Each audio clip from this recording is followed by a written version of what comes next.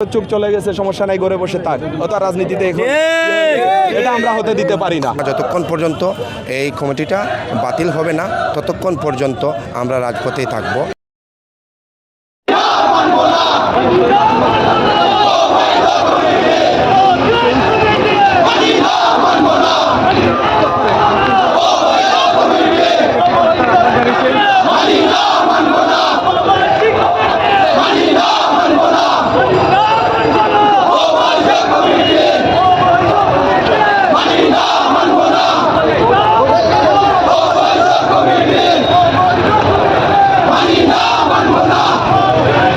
আমরা গতদিন যে অনশন করেছি আমাদেরকে আশ্বস্ত করা হয়েছে সিনিয়র নেতৃবৃন্দ, আহ্বায়ক কমিটির সাবেক আহ্বায়ক কমিটির সদস্য সিনিয়র ভাইরা এসে আমাদেরকে আশ্বস্ত করেছেন আমাদের জন্য, ওনারা আমাদের জন্য কাজ করবেন, আলাপ আলোচনা করবেন।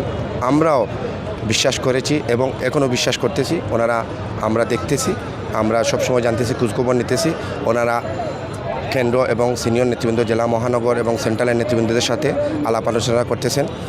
আর আমরা গতদিন আমরা একটা ঘোষণা দিয়েছিলাম, আমাদের আন্দোলন কিন্তু চলমান থাকবে।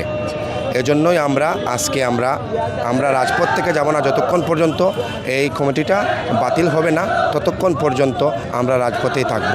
রাজপথে আমাদের অবস্থান সর্বদাই আমরা সবসময় থাকবো প্রস্তুত। আমরা সবসময় প্রস্তুত রাজপথে। আমরা ত্যাগীরা সবসময় রাজপথ থেকে আন্দোলন করে আমরা উঠে এসেছি। আমরা ঘরে এসির ভিতরে বসে আমরা রাজনীতি করি না, ফেসবুকের রাজনীতি আমরা করি না। আপনারা দেখেছেন, আপনারা বিভিন্ন মিডিয়ারা দেখেছেন, বিভিন্ন প্রোগ্রামে, বিভিন্ন কঠোর থেকে কঠোর আন্দোলনে আমরা পুলিশ যৌথ বাহিনীর সামনে বুক পেতে আমরা আন্দোলন করেছি। আপনারা সাক্ষী, রাজসাক্ষী। আজ আমাদেরকে অপমান করে, অবমূল্যায়ন করে আরও সহযোদ্ধাদেরকে কমিটিতে অন্তর্ভুক্ত করা হয় নাই। এ কারণে আমরা যতক্ষণ পর্যন্ত আমাদেরকে নিয়ে, সবাইকে নিয়ে, সিলেট জেলা ও মহানগর বিএনপি আছে, অঙ্গ সহযোগী সংগঠন, সবাইকে নিয়ে সম্মিলিতভাবে মিলেমিশে যে কমিটিটা দেওয়া হবে সামনে দিতে আমরা এই দাবিটা করছি। আগামীতে যে কমিটি আসবে সবাইকে মিশে সবাইকে একত্রিত করে কমিটি দেওয়ার জন্য আমরা এই দাবিটা। আর আমরা যে আন্দোলনটা করতেছি আপনারা একটু খেয়াল করে দেখবেন, আমাদের এই যে বিগত রক্তাক্ত জুলাই আগস্টে যে আন্দোলনটা হয়েছে, সেই আন্দোলনে বিএনপির প্রায় 246 জনের মতো নেতাকর্মী শহীদ হয়েছে, হাজারো নেতা আহত হয়েছেন। আপনারা সাংবাদিক ভাই, আপনারা নিজ চোখে দেখেছেন, আপনাদের সহকর্মী ভাইও এই সিলেটে নিহত হয়েছে, আমাদের সহকর্মী সহযোদ্ধা ভাই নিহত হয়েছে, আহত হয়েছে, পঙ্গুত্ব বরণ করেছে, এদের চুপ চলে গেছে।